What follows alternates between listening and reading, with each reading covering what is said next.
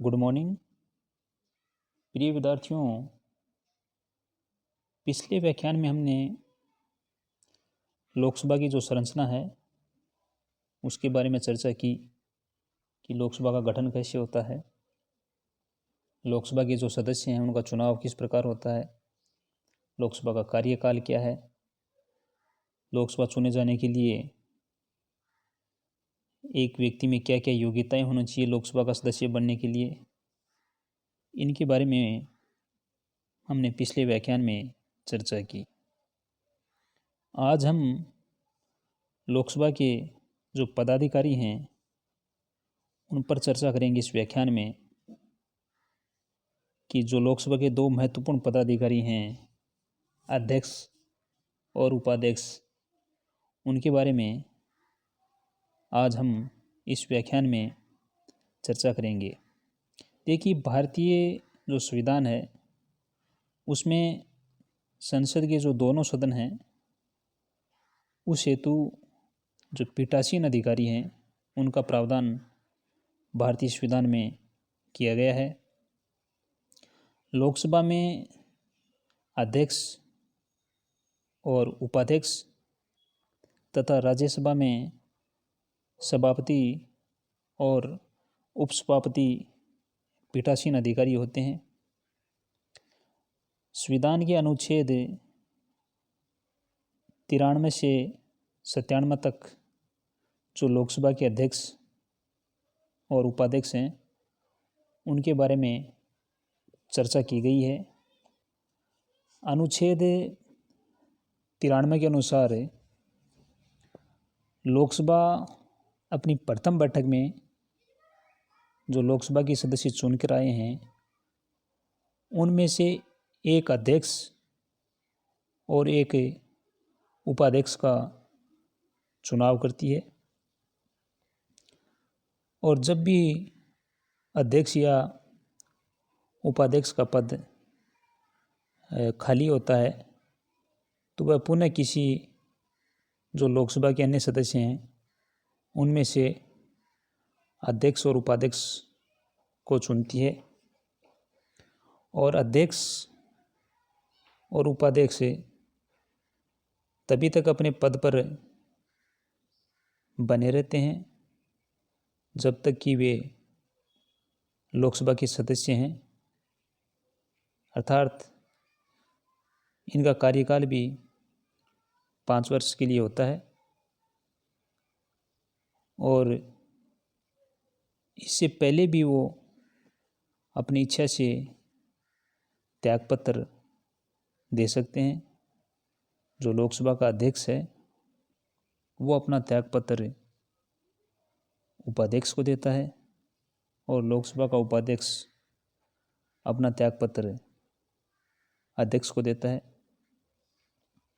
इसके अलावा भी इन्हें इनके पद से हटाया जा सकता है यदि लोकसभा के जो तत्कालीन समस्त सदस्यों की बहुमत से अगर प्रस्ताव पारित कर देती है, इस प्रकार का संकल्प पारित कर देती है, तो इन्हें उनके पद से हटाया जा सकता है। लेकिन ऐसा संकल्प तब तक प्रस्तावित नहीं किया जा सकता जब तक कि उस संकल्प को प्रस्तावित करने की जो सूचना है वो कम से कम 14 दिन पहले अध्यक्ष या उपाध्यक्ष को नहीं दी गई हो। अनुच्छेद 96 के अनुसार जब अध्यक्ष या उपाध्यक्ष को उसके पद से हटाने का संकल्प लोकसभा में विचाराधीन हो तब वह उसकी अध्यक्षता नहीं करेगा। अगर मान लीजिए लोकसभा अध्यक्ष को उसके पद से हटाने का संकल्प विचाराधीन है तो उस समय वह लोकसभा की अध्यक्षता नहीं करेगा। इसी प्रकार अगर उपाध्यक्ष को हटाने का प्रस्ताव है तो वह भी उस समय अध्यक्षता नहीं करेगा, लेकिन उन्हें लोकसभा में बोलने, लोकसभा की कार्रवाई में भाग लेने तथा मतदान करने का अधिकार होता है। यानी अगर लोकसभा अध्यक्ष को हटाने का प्रस्ताव विचाराधीन है तो वह लोकसभा के सदस्य के रूप में लोकसभा की कार्रवाई में भाग ले सकता है, अपने खिलाफ जो आरोप लगे हैं उनका जवाब दे सकता है और उसे मतदान करने का भी अधिकार होता है। लेकिन मत बराबर होने की स्थिति में उस समय वह निर्णायक मत नहीं दे सकता। यानी जब लोकसभा अध्यक्ष या उपाध्यक्ष को हटाने का संकल्प विचाराधीन हो उस समय वह निर्णायक मत नहीं दे सकता। अनुच्छेद 95 के अनुसार जब अध्यक्ष का पद रिक्त हो या अध्यक्ष अनुपस्थित हो तब लोकसभा उपाध्यक्ष लोकसभा की अध्यक्षता करता है। लेकिन अध्यक्ष तथा उपाध्यक्ष दोनों का पद रिक्त हो या दोनों ही किन्हीं कारणों से अनुपस्थित हो तब ऐसी स्थिति में राष्ट्रपति जिसको इस प्रयोजन के लिए नियुक्त करता है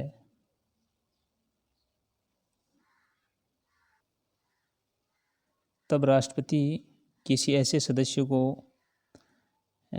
इस हेतु या इस प्रयोजन हेतु नियुक्त कर सकता है जो लोकसभा द्वारा अध्यक्ष या उपाध्यक्ष पद के दायित्वों का निर्वहन करने हेतु सक्षम हो।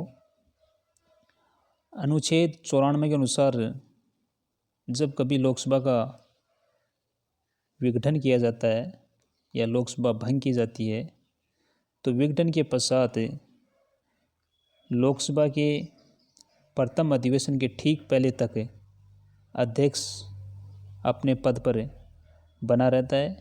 यानी नवीन लोकसभा के जो प्रथम अधिवेशन है उस तक लोकसभा अध्यक्ष अपना पद धारण करता है।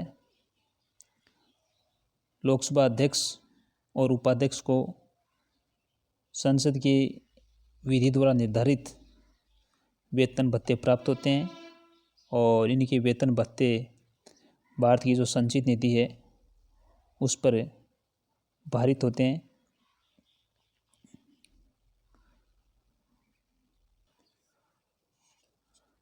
लोकसभा अध्यक्ष के रूप में निर्वाचित व्यक्ति के संबंध में महत्वपूर्ण तथ्य ये है कि वह किसी से शपथ लोकसभा अध्यक्ष के रूप में किसी से शपथ ग्रहण नहीं करता, क्योंकि लोकसभा के सदस्य के रूप में वह शपथ ग्रहण करता है। उसे लोकसभा अध्यक्ष के रूप में अलग से कोई शपथ नहीं दिलाई जाती। अतः लोकसभा के अध्यक्ष का कोई शपथ ग्रहण नहीं कराता, वह केवल लोकसभा सदस्य के रूप में पहले से ही शपथ ग्रहण करता है। लोकसभा अध्यक्ष के जो अधिकार हैं या जो कार्य हैं वो निम्न हैं। पहला हम कह सकते हैं कि वह लोकसभा की बैठकों की अध्यक्षता करता है, सदन की जो कार्रवाई है उसका संचालन करता है, वह सदन में शांति व्यवस्था बनाए रखने के लिए उत्तरदायी है। यदि कोई सदस्य लोकसभा अध्यक्ष की आज्ञा न माने तो वह उसे निलंबित कर सकता है सदन से। वह सदन के नेता के परामर्श से जो सदन की कार्यवाही है उसका क्रम निश्चित करता है। दल बदल के आधार पर अगर किसी सदस्य में अयोग्यता आ जाती है तो उन संबंधी प्रश्नों का निर्णय लोकसभा अध्यक्ष करता है। लोकसभा में अगर सदन में अव्यवस्था फैल रही है तो लोकसभा अध्यक्ष सदन की कार्रवाई को स्थगित कर सकता है।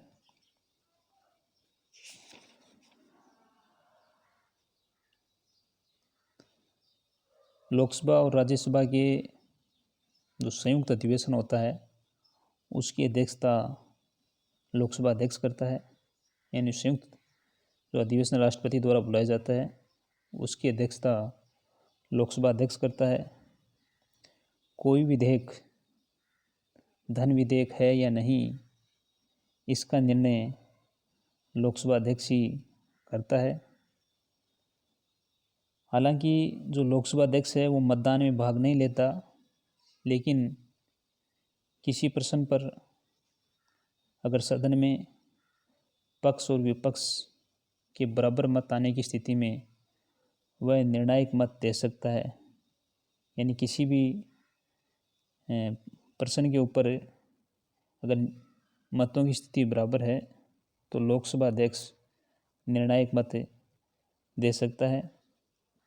जो लोकसभा अध्यक्ष है वह संसद की जो लोकसभा की विभिन्न समितियां हैं उनके सभापतियों की नियुक्ति करता है, उनके कार्यों का पर्यवेक्षण करता है। सदन में कोई भी सदस्य लोकसभा अध्यक्ष की अनुमति के बगैर भाषण नहीं दे सकता। सदस्य उसकी आज्ञा से ही भाषण दे सकते हैं। और लोकसभा अध्यक्ष अगर कोई सदस्य इस प्रकार की असंसदीय या अशिष्ट भाषा का प्रयोग सदन में करता है तो इस प्रकार के जो शब्द हैं उसको सदन की कार्रवाई से निकालने का आदेश दे सकता है। लोकसभा अध्यक्ष संसद की कुछ समितियों का भी पदेन सभापति होता है। तो इस प्रकार लोकसभा अध्यक्ष के जो कार्य हैं वो काफ़ी व्यापक हैं और अध्यक्ष की अनुपस्थिति में इन सभी कार्यों का संपादन उपाध्यक्ष करता है। और उपाध्यक्ष लोकसभा के अधीन नहीं होता, वह प्रत्यक्ष रूप से संसद के प्रति उत्तरदायी होता है। तो इस प्रकार जो लोकसभा के पदाधिकारी हैं, अध्यक्ष उसके पास व्यापक अधिकार होते हैं और सदन को संचालित करना, लोकसभा की बैठकों की अध्यक्षता करना, सदन में शांति व्यवस्था बनाए रखना, ये अध्यक्ष का महत्वपूर्ण कार्य होता है। तो आज हम इस व्याख्यान में जो लोकसभा के पदाधिकारी हैं, दो महत्वपूर्ण पदाधिकारी हैं, अध्यक्ष और उपाध्यक्ष, उन पे आज हमने चर्चा की।